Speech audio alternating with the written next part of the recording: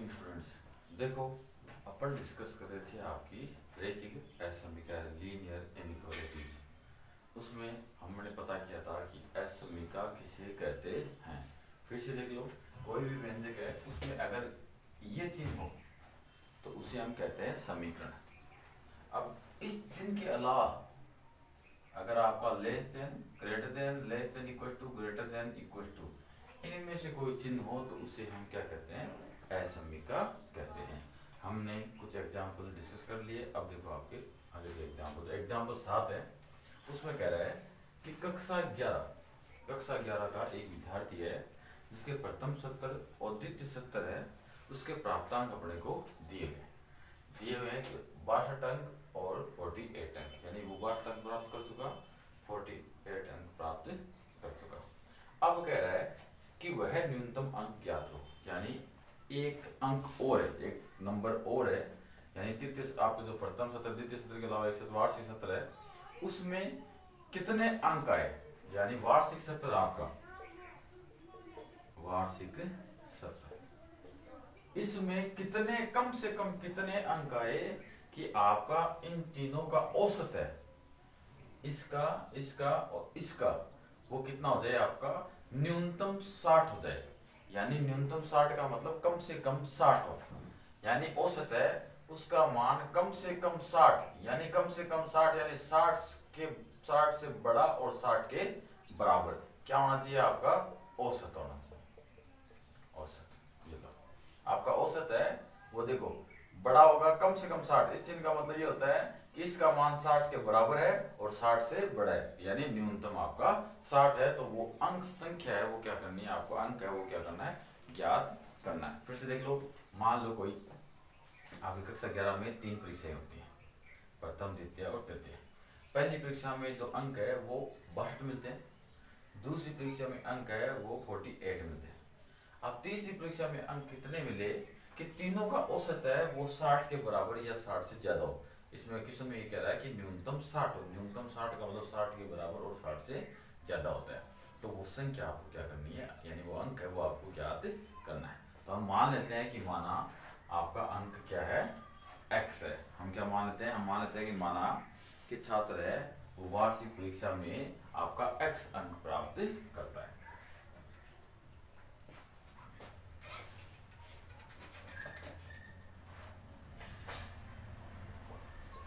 माना छात्र वार्षिक परीक्षा में x अंक प्राप्त करता है। ओके, अब हम कह देंगे इसलिए औसत अंक, औसत अंक। अब औसत अंक निकालेंगे तो तीनों का योग 62 प्लस 48 प्लस का x बटा 3 ये होगा। आप कहेंगे प्रश्नानुसार, तो प्रश्नानुसार प्रश्न क्या कह रहा है कि जो आपका औसत अंक है, औसत अंक है वो कम से कम कितना होना चाहिए, 60 होना चाहिए, यानी न्यूनतम 60 होना चाहिए। न्यूनतम 60 का मतलब अधिकतम कितना ही हो सकता है, बस न्यूनतम क्या होना चाहिए, 60 होना चाहिए। तो ये चिन्ह क्या कहता है, बराबर का मतलब न्यूनतम 60, यानी 60 को शामिल कर रहे हैं तो बराबर वाला चिन्ह आ गया, और 60 से बड़ा तो बड़े के लिए ऊपर वाला चिन्ह आ गया। अब यहाँ लिख देंगे अपन 62 प्लस 48 प्लस x बट्टा 3 ग्रेटर देन इक्वल टू आपका 60 होगा। अब इस 3 को भेज दो उधर, इन दोनों को हम जोड़ देते हैं तो ये हो जाएगा आपका 110, 0 6 4 10 1 11 प्लस x, और यहाँ हो जाएगा आपका 60 गुना 3। अब 110 को उधर भेज देते क्योंकि अपने को x का मान ज्ञात करना है। तो x greater than equal to 180 minus 110, तो यहाँ आ गया x greater than equal to, इसमें से ये कम कर दिया तो बच गया आपका 70। तो ये चीज क्या कह रहा है, बराबर x बराबर 70, यानी x का मान 70 हो सकता है और ग्रेटर देन ज्यादा 70 से ज्यादा हो सकता है। तो अब 70 से ज्यादा और 70 के बराबर है तो हम कह देंगे तो आपको न्यूनतम अंक है जो आपका वार्षिक 70 है उसमें न्यूनतम 70 अंक प्राप्त होने पर औसत न्यूनतम 70 न्यूनतम 60 हो जाएगा। तो कह देंगे अतः वार्षिक सत्र में न्यूनतम 70 अंक प्राप्त करने पर औसत न्यूनतम 60 प्राप्त होता है। यह आपके क्वेश्चन का क्या हो गया, आंसर हो गया, जिसमें न्यूनतम और अधिकतम की बातें की हुई है, उसे हम इस प्रकार से क्या करते हैं, हल करते हैं। अब चलते हैं नेक्स्ट एग्जाम्पल की ओर। अब आपका नेक्स्ट एग्जाम्पल उसमें दिया गया है कि दो क्रमागत विषम संख्या। अब देखो दो क्रमागत विषम संख्याओं का मतलब ये हो गया, जैसे मान लो एक आपकी विषम संख्या एक होती है 3, 5, 7, 9, 11, 13, 15, 17। तो दो क्रमागत विषम संख्याओं का मतलब जैसे एक और आपके 3 दोनों साथ ले लो, इन दोनों बोलेंगे क्रमागत विषम संख्या। या आपके 3 से जस्ट आगे बढ़े ये ले लो, इसको बोलेंगे क्रमागत विषम संख्या। ये लो, यानी जस्ट आगे आने वाली या पीछे आने वाली क्रमागत विषम संख्या। चाहे जैसे 5 लिया तो 5 के साथ क्रमागत कौन सी बनी, 5 के साथ एक तो 3 हो सकता है, 3 5 का क्रम बन सकता है, 5 7 का क्रम बन सकता है। मतलब लगातार वाली संख्या यहाँ की होनी चाहिए, उन्हें बोलते हैं क्रमागत विषम संख्या। वही अपने को क्या करनी है, याद करनी है। कह रहा है कि दोनों संख्याएं आपके 10 से बड़ी होनी चाहिए, यानी दोनों संख्याएं क्या हो, 10 से बड़ी हो और उनका योगफल है वो 40 से क्या हो, कम हो, तो वो संख्याएं ज्ञात करो। तो अपने को वो संख्याएं क्या करनी है, ज्ञात करनी है। देखो हम क्या करते हैं, एक विषम संख्या मान लेते हैं। जैसे हमने मान ली कि एक विषम सबसे छोटी जो विषम संख्या x है, तो अब दूसरी विषम संख्या क्या हो जाएगी, दूसरी जाएगी x प्लस 2। कैसे, देखो 1 3, जैसे 1 1 है तो 1 प्लस 2 आपका 3 आया नहीं आया। इस प्रकार से हम कह देंगे कि माना सबसे छोटी विषम संख्या x है, तो दूसरी आपकी ऑटोमेटिक क्या हो जाएगी, x प्लस का 2 हो जाएगा। तो माना सबसे छोटी विषम संख्या x है, इसलिए दूसरी विषम संख्या x प्लस 2, दूसरी ऑटोमेटिक आपकी x प्लस 2 हो गई। अब प्रश्नानुसार प्रश्न क्या कह रहा है कि दोनों आपके 10 से बड़ी होनी चाहिए। इसका मतलब x का मान क्या करो आप 10 से बड़ा ले लो। या आपके पास एक नंबर एस समीका आ गई, इसको समीकरण नहीं बोलेंगे, अब एस समीका एक नंबर, एस समीका एक नंबर। हमने x का मान 10 से बड़ा बताया क्योंकि छोटी आपकी 10 छोटी x है विषम संख्या, तो x प्लस 2 उससे बड़ी है। तो आपका जब x 10 से बड़ा होगा तो x प्लस 2 ऑटोमेटिक 10 से क्या हो जाएगा, बड़ा हो जाएगा। ये हो गया तथा फिर कह रहा है दोनों का योग 40 से कम है। दोनों का यानी दोनों विषम संख्या देखो कौन सी आपकी क्रमागत, एक तो x है, एक आपकी x प्लस का 2 है। दोनों का योग 40 से कम, 40 से कम का मतलब ये लो, कम का चिन्ह इधर वाला कम है, कितने से 40 से कम, तो ये आ गया आपका। अब यहाँ इसको हल कर लेंगे तो x plus 2 less than 40, x और x हो गया आपका 2x प्लस 2 और ये आपका 40। अब 2 उधर भेज देंगे तो इधर हो गया आपका 2x लेस देन 40 माइनस का 2, तो 2x 2 का भाग देते दोनों तरफ इसको हटाने के लिए, तो ये लो, तो यहाँ जाएगा 38 डिवाइड बाई 2, ऐसा आ जाएगा। x को अकेला करना है इसलिए, तो आपका आ गया x और इधर हो गया आपका 19, ये हो गया आपका 2 नंबर। देखो एस समीका नंबर 1 तो ये कह रहा है कि x का मान 10 से बड़ा है, और 2 नंबर एस समीका ये कह रही है x का मान 19 से छोटा है। तो एक नंबर एस समीका 1 व 2 से, देखो 1 व 2 आपको क्या कह रहा है कि x है वो आपका 10 से तो बड़ा है, देखो 10 से तो बड़ा है और 19 से छोटा है, तो x का मान 19 से छोटा है। इसको इस प्रकार से लिख सकते हैं x को कि x का मान 10 से तो बड़ा है और 19 से छोटा है। तो अतः अभिष्ट संख्याएं, अभिष्ट का मतलब जो पूछी गई है, अभिष्ट संख्याएं अब अभिष्ट संख्या क्या होगी, जो क्रमागत 10 से बड़ी है 19 से छोटी होनी चाहिए। तो 10 से बड़ी क्या होती है आपकी, तो 11 होती है, 11 11 क्रमागत होना चाहिए, 11 के जस्ट आगे कितना हो गया 13, तो 11 और 13 होगा तो इस कंडीशन को संतुष्ट करेगा।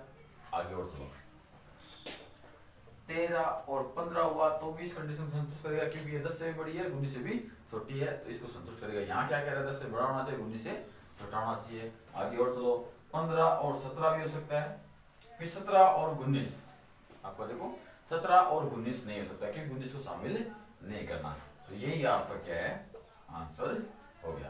तो फिर से देख लो एक बार, इसमें कौन कौन सी संख्याएं आपकी आती है।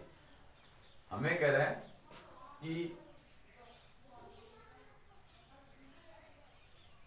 x का मान है ये, इसमें देखो कि दो क्रमागत विषम संख्याएं हैं आपकी, दो क्रमागत विषम संख्याएं है, वो क्या है कि दोनों ही 10 से तो बड़ी है और उनका योगफल है वो क्या है आपका 40 से कम, दोनों का योगफल क्या होना चाहिए 40 से कम होना चाहिए। तो हमने क्या किया, मान लिया कि आपकी जो सबसे छोटी विषम संख्या है वो तो x है, तो दूसरी ऑटोमेटिक उससे 2 ज्यादा हो जाएगी, विषम संख्या है उससे 2 ज्यादा, केवल 2 का अंतर होता है दो क्रमागत विषम संख्याओं में, क्रमागत का मतलब लगातार आने वाली। तो हमने एक x माने तो दूसरी x प्लस 2 हो गई। फिर कह रहा है कि दोनों 10 से बड़ी होनी चाहिए, तो x 10 से बड़ी है तो x प्लस 2 ऑटोमेटिक 10 से बड़ी हो गई। फिर और आगे चलो, फिर कह रहा है दोनों का योग 40 से कम होना चाहिए, तो x और x प्लस 2 का योग अपन ने 40 से कम किया, तो यहाँ से हमें प्राप्त हो गया x का मान 19 से छोटा है, x का मान 19 से छोटा है और 10 से बड़ा है, तो इसके बीच में क्रमागत संख्या लेनी है। तो इसके बीच में क्रमागत संख्या देखो क्या आती है, 11 आती है, 13 आती है, 15 आती है, 17 आती है। 19 लेना नहीं कि 19 से छोटा है, फिर जोड़े बनाओ, देखो एक तो ये हो गया आपका 11 और 13 है, हो सकती है दोनों संख्याएं आपकी 13 और 15 हो सकती है, और 15 और 17 हो सकती है, तो 3 जोड़े बनेंगे आपके, यानी 3 संख्याएं हैं वो इस कंडीशन को क्या करेगी सेटिस्फाई करेगी। अब चलते हैं हम एक्सरसाइज 6.1 में। अब आपका क्वेश्चन नंबर फर्स्ट है कि हल कीजिए 24x लेस देन 100। अब यानी x का मान क्या, x की जो रेंज है, x का मान है वो कहां से कहां तक, वो अपने को क्या करना है ज्ञात करना है। कब, पहला जब x प्राकृत संख्या हो, x प्राकृत संख्या तो आपको बता दें प्राकृत संख्या क्या होती है आपकी, 1 से स्टार्ट होती है, 1 2 3 4 5 इस प्रकार से चलती जाएगी कहां तक, अनंत तक, ये होती है आपकी प्राकृत संख्या। फिर दूसरा x एक पूर्णांक है, जब x पूर्णांक है तब, तो पूर्णांक है उसको हम z से प्रदर्शित करते हैं, वो होता है आपका ऐसे चलता जाएगा -3 -2 -1 0 1 2 3 इस प्रकार से चलता जाएगा, यानी माइनस अनंत से लेकर प्लस अनंत तक हम इसको कह सकते हैं, ऐसा है। तब आपको x का मान ज्ञात करना है, तो कैसे होगा देखो आंसर गिवन दैट, हमें क्या दे रखी है, हमें दे रखी है आपकी एस समीका 24x लेस देन 100 ऐसे। अब इस 24 को हटाना पड़ेगा, 24 को हटाएंगे तो हम दोनों तरफ 24 का भाग देंगे, तो 24 का भाग देने पर तो 24x बट्टा 24 लेस देन 100 बट्टा 24, 24 से 24 कैंसिल होता है क्या लेस देन, अब दोनों में 4 का भाग है, तो ऊपर 4 का भाग देंगे तो 25 आ जाएगा, और इधर 4 का भाग देंगे तो आपका 6 आ जाएगा। तो x लेस देन, अब 25 में हम 6 का भाग दे देंगे, तो 25 में देखकर 6 चौक 24, 4 बार गया, बचा आपका 1 में फिर हमने 6 का भाग दिया, तो 1 में भाग आता नहीं तो भागते हैं तब 0 लेते हैं, 10 बन गया, यहाँ पॉइंट आ गया, 10 में फिर 6 का भाग दिया तो 1 बार गया, फिर बचा आपका 4 में 4 को फिर 0 ले लिया, 7 में 40 बन गया, 40 में फिर 6 का भाग दिया तो 6 बार गया, इस प्रकार से ये आपका आंसर, ये आपका इतना आ गया कि x का मान है 4.16 से छोटा है, 6 से क्या है छोटा है। तो फर्स्ट जब x प्राकृत संख्या हो, प्राकृत संख्या हो तो समीका का हल, अब इसका हल करेंगे तो हल मतलब कोष्टक में आएगा कि x का मान 4.16 से कम होना चाहिए, तो 4 पॉइंट वाला होता नहीं, तो 4.16 से कम, यानी 4 हो सकता है, 3 हो सकता है, 2 हो सकता है, 1 हो सकता है, तो 1 2 3 और 4 ये इतने सारे हल है जो इस समीकरण को क्या, इस समीकरण को क्या करते हैं संतुष्ट करते हैं। फिर दूसरा जब x पूर्णांक संख्या हो तो असमीका का हल। अब असमीका का हल ज्ञात करना है अपने को। बराबर देखो, अब 4.16 से छोटा, तो 4.16 से छोटा देखो 4 होता है आपका पॉइंट वाले, तो पूर्णांक में भी नहीं आती।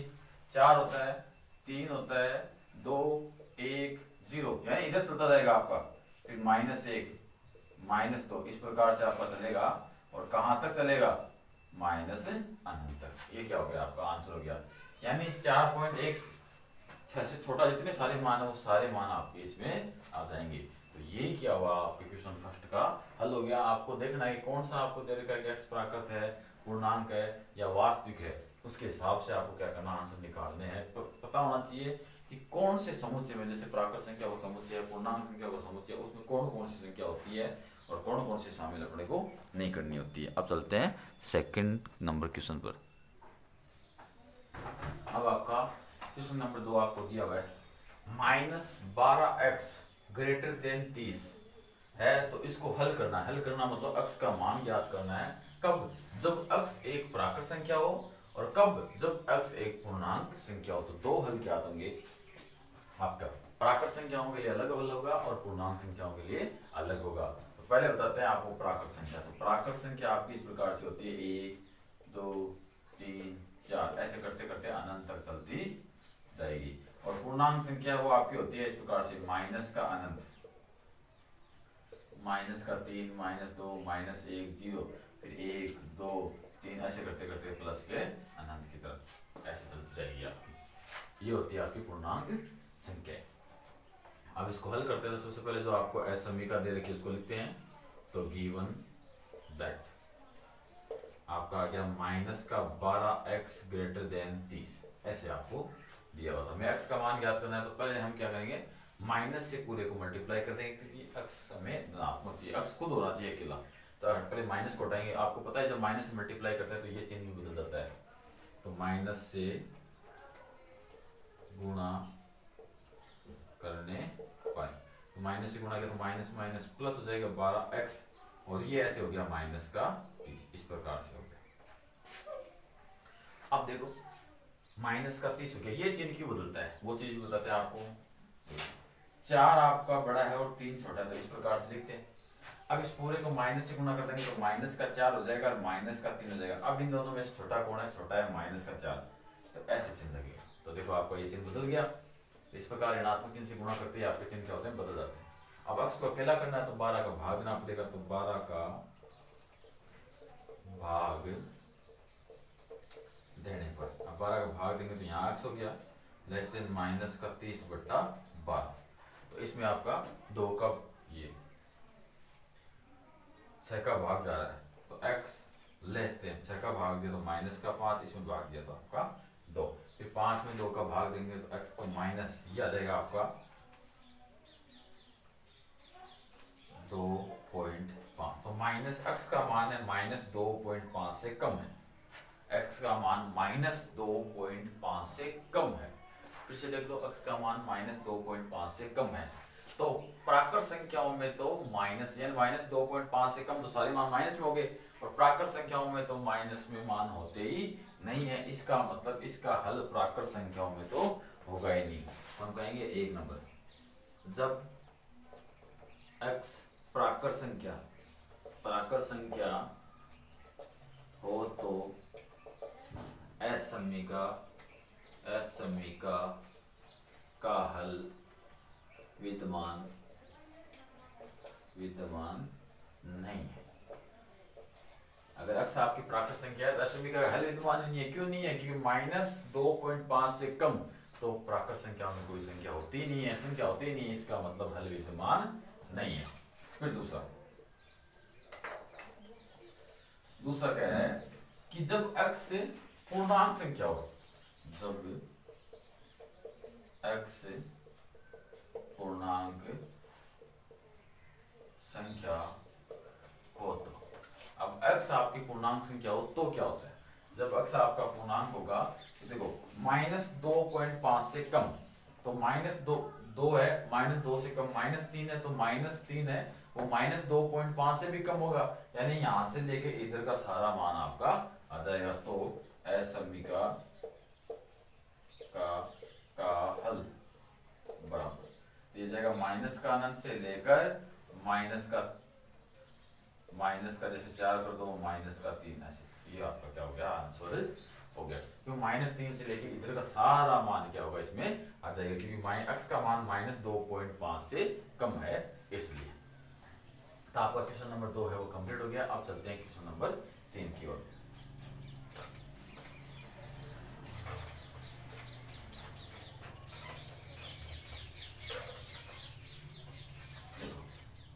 क्वेश्चन नंबर 3 कह रहा है कि हल कीजिए, हल करने का मतलब x के मान ज्ञात कीजिए। 5x - 3 less than 7। ये हल करना कब हल करना है, जब x आपका एक तो क्या हो पूर्णांक हो, और दूसरे में ऑप्शन में देखा है जब x आपका क्या हो वास्तविक संख्या हो, तो x का हल ज्ञात करना है क्या होता है। तो सबसे पहले जो हमें s समीकरण दे रखी है उसको लिखेंगे। तो 5x - 3 लेस देन 7 ये हमने लिख दिया। अब इसको हल करेंगे तो x को अकेला करना है, तो -3 को उधर भेज दो, तो 5x लेस देन 7 प्लस का कितना हो जाएगा 3, -3 उधर जाते प्लस का 3 हो जाएगा। तो ये हो गया आपका 5x लेस देन ये 10 हुआ। अब दोनों तरफ 5 का भाग दे दो, तो 5 का भाग देंगे तो 5x बट्टा 5 लेस देन 10 बट्टा 5, तो यहाँ आ गया x लेस देन 2, यानी x का मान 2 से क्या है छोटा है। 2 से छोटा है तो फर्स्ट ऑप्शन, फर्स्ट क्या कह रहा है जब x पूर्णांक हो, तो पूर्णांक संख्या क्या होती है आपकी z बराबर माइनस अनंत से लेकर -3 -2 -1 0 1 2 3 ऐसे करके प्लस अनंत तक होती है। अब ये कह रहा है x का मान छोटा है किससे 2 से, 2 से छोटा है, 2 से छोटा मतलब इसको छोड़ो इससे आगे चलो, 2 से छोटा इधर वाला सारा मान इसमें शामिल हो जाएगा। हम कहेंगे क्योंकि जैसे कहते हैं जब x पूर्णांक संख्या है तो असमीका का हल, असमीका का हल हो जाएगा आपका माइनस का अनंत -3 -2 -1 0 1, ये क्या हो गया आपका आंसर हो गया। अब दूसरा 2 नंबर ऑप्शन क्या है, x आपका वास्तविक संख्या हो। जब वास्तविक संख्या की बात आ जाए तो आपको क्लोज इंटरवल और ओपन इंटरवल यानी बंद अंतराल और खुला अंतराल इस तरीके से क्या करना है, उसमें बंद अंतराल आपका ऐसे और खुला अंतराल यानी आपका ऐसे, इस प्रकार से क्या करना है इसको लिखना है। तब लिखेंगे तो हम कहेंगे जब x वास्तविक संख्या हो, वास्तविक संख्या हो तो, वास्तविक संख्या हो तो असमीका का हल। अब असमीका का हल बताएंगे तो पहले बता देते हैं वास्तविक संख्या आपकी माइनस अनंत से लेके प्लस अनंत तक होती है। अब ये क्या कह रहा है कि x का मान है 2 से छोटा है, 2 से कितना छोटा है, 2 से जितना छोटा हो सकता है उतना सारा छोटा है, यानी इसका अधिकतम मान कितना है 2 से कम है, अधिकतम मान है वो 2 से कम है। तो इसका मतलब ये हो गया कि इधर मान इसने फिक्स कर दिया कि 2 से कम है, 2 को शामिल नहीं करना क्योंकि शामिल नहीं है इसलिए। अब कम से कम कितना, कम से कम माइनस अनंत का, ये लो इन दोनों में से एक, इनमें से एक हटेगा आपका, कोई सा हटा दो। अगर आपको ऐसे कहता है कि x ग्रेटर देन 2 यानी x का मान 2 से बड़ा है, 2 से बड़ा है तो माइनस वाला हट जाता है, यहाँ 2 आ जाता, और इसने ये कह दिया कि x का मान 2 से छोटा है तो आपका प्लस वाला हट गया, माइनस वाला अनंत रह गया। तो आपका क्वेश्चन नंबर 3 है वो भी कंप्लीट हो गया। अब इन क्वेश्चनों में ज्यादा कोई दिक्कत वाली बात नहीं है, बिल्कुल आपके सिंपल से क्वेश्चन है। हमने ऐसे एग्जांपल भी डिस्कस कर लिए, 1 2 आपके 3 क्वेश्चन है उनको भी डिस्कस कर लिए, आगे भी क्वेश्चन आएंगे उन पर डिस्कस करेंगे। आपको खुद को क्या करनी है, एग्जाम्पलों के आधार पर जो भी क्वेश्चन जो है उनके आधार पर बाकी सारे क्वेश्चनों को क्या करना है, हल करने की कोशिश करना है, ताकि आपको असमीका का जो लॉजिक है वो समझ में आ जाए। आपको आगे जो क्वेश्चन दिए गए हैं उनमें संख्या रेखा में भी उनको व्यवस्थित करना है। अभी तो संख्या रेखा चल रही है, क्यों चल रहा है, क्योंकि अभी तो एक ही आपका चर है, जैसे x आ गया केवल x आ रहा है, एक चर आ रहा है, तो एक चर वाले आपकी क्या है रेखिक असमीका है ये। अगर आगे वाला जो पॉइंट है उसमें 2 चर आएंगे, 2 चर का मतलब x और y दोनों आएंगे, तो फिर क्या होगा, फिर आपका हम क्या करेंगे, संख्या रेखा में वो व्यवस्थित नहीं होगा, फिर वो क्या होगा आपका ग्राफ बनेगा जिसमें x और y दोनों होंगे, उनके आधार पर हम क्या करेंगे, उनका डायग्राम बनाएंगे, और डायग्राम ही आपका क्या है महत्वपूर्ण है असमीकाओं का। तो आपको ये चीज समझते हुए चलनी है।